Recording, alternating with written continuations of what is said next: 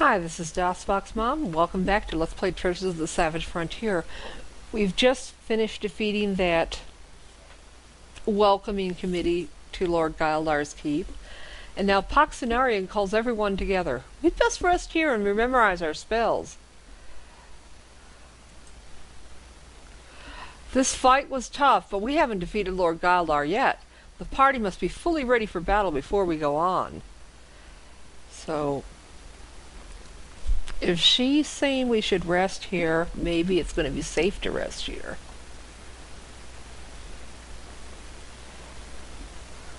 Let's try a fix. And just in case she wasn't right, let's save again before we memorize spells.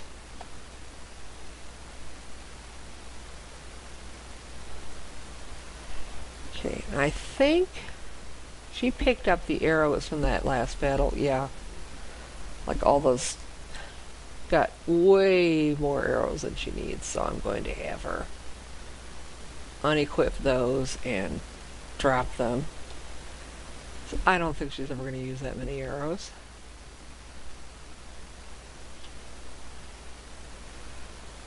Okay. And we'll save. And we're ready to continue. So, if we get into a situation where we need to rest again, and we haven't found any place else to rest inside Lord Geildarr's keep, we can come back to this area. Let's continue moving. And you notice there's a door here and a door here. There might be something behind each of those doors before we descend further in. Let's see what's down past this northern door first. Every corner of this room is covered with expensive silken tapestries, soft woolen rugs, and down-filled satin pillows. Guards stand by the far wall. Efreet hover before a beautiful woman with long dark hair who disappears in a puff of smoke. Efreet, ooh. These are a little more detailed in VGA than the ones from some of the earlier gold box games. You want to be careful about fighting them in melee, because if they don't have fire shields up already, they're going to activate them pretty quickly. Let's see if a stinking cloud will help. Well, maybe there. Or how about there? We'll try there because our other mage can put a stinking cloud in that other spot.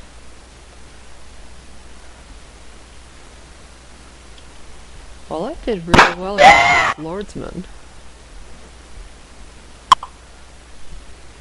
And let's see if she can use a hold person to finish immobilizing the Lordsman.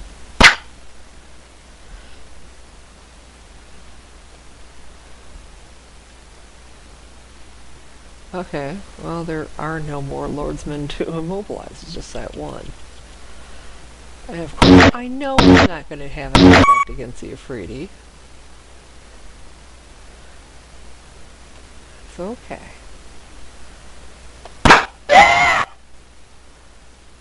Okay. Now, assuming there's a fire shield up...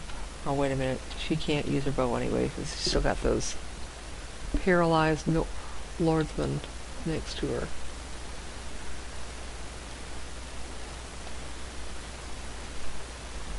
We better take those out. Ah! What am I doing? I don't know what I'm doing. There we go. Ooh. You know, if we position her just right, she should be able to do a lightning bolt.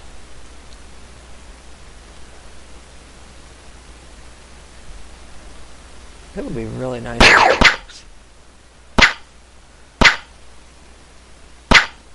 Ooh. And it bounced back. Let's see if he's got a fire shield up. Well, not if you don't connect.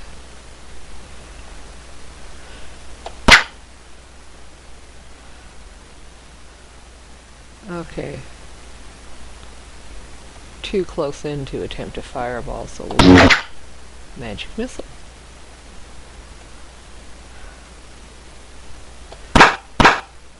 Okay, no fire shield. Thank goodness. Now, if we get him into position, maybe he can do a lightning bolt also.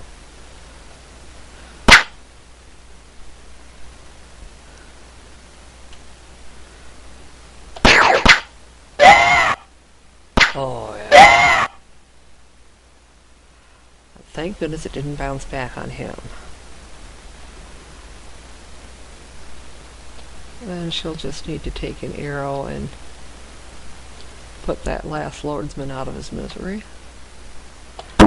And that's the end of the battle.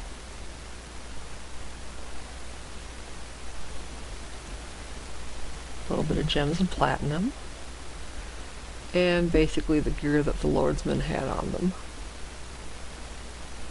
Which I think mostly just the arrows are worth taking.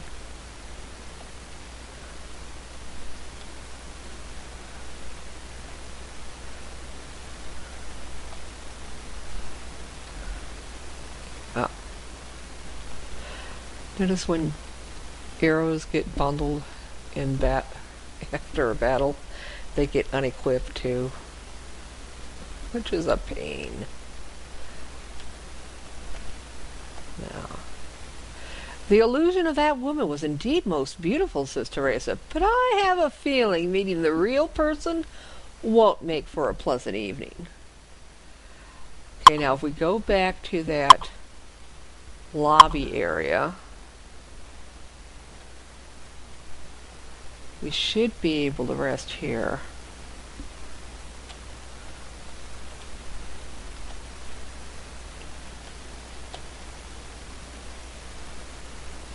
And then we can check out that other room to our south.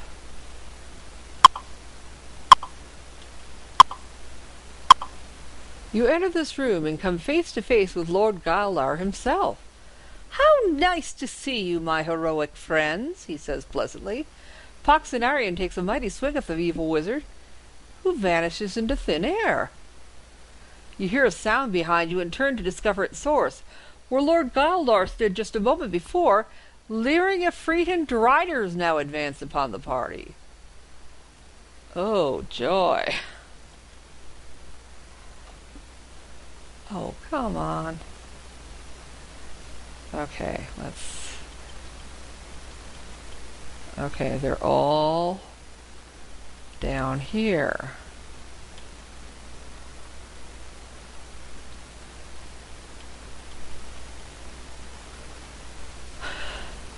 Okay, this is going to be a little bit tougher than the other battle,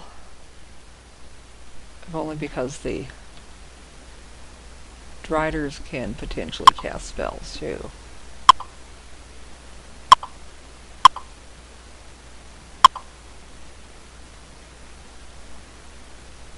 Let's try getting him in position for a stinking cloud. There we go.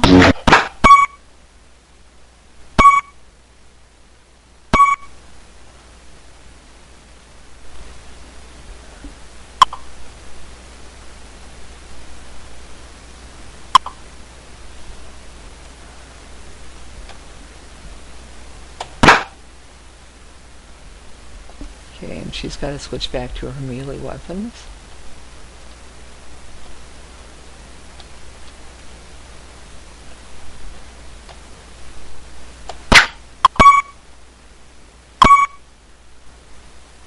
Well, thank you, Mr. Ifrit, for paralyzing yourself.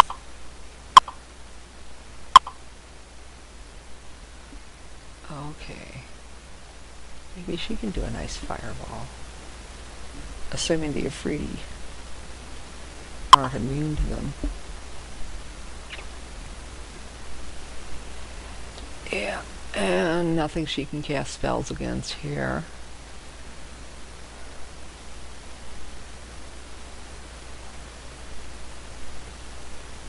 Oh, actually, she could try using her necklace of missiles.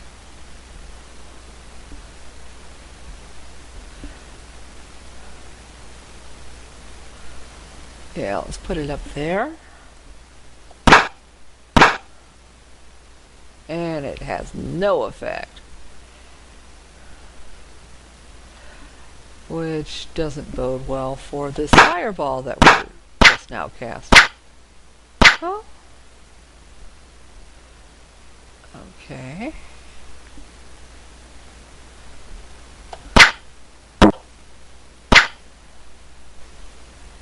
Well, at least we prevented the Driders from casting a spell.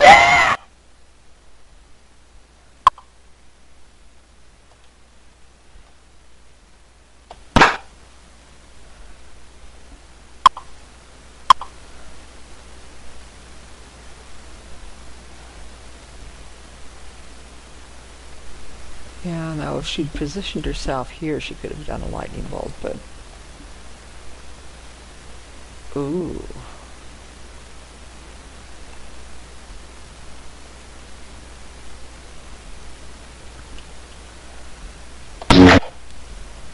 Okay, that did not work at all. Now let's have her switch to her staff sling so we can take out that one Ifrit that's been immobilized by the stinking cloud. Of course, that means she's blocked our other mage's spot where he could have cast a magic missile.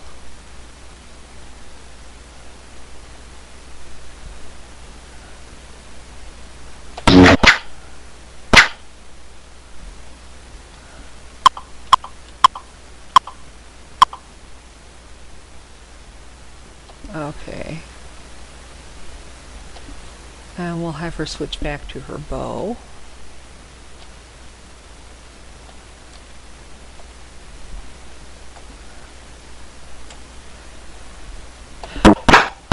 Hope we meet somebody. Oh, crap. Now the Drider has a fire shield.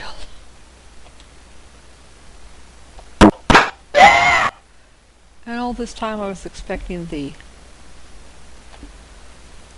Ifrits to have fire shields on them.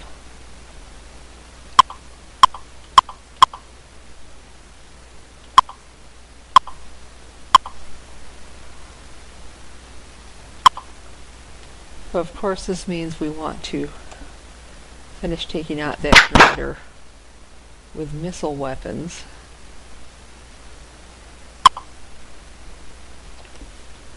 So that we don't trigger the fire shield.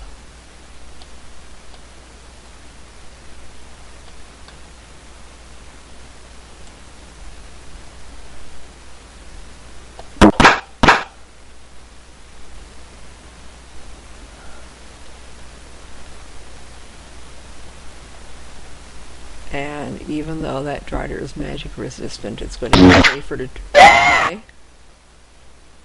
Didn't make it saving throw against that magic missile. But spells didn't trigger the fire shield either. Okay, a little bit of gems and platinum. And basically just the Drider's arrows.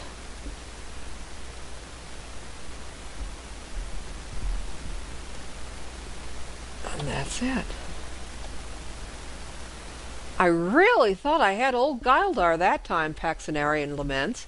Still, if that was his illusion, he can't be far from here. So we're gonna head back out into the lobby and encamp and rest. And in the next episode, we'll finally be able to enter Lord Geildarr's keep. See you then.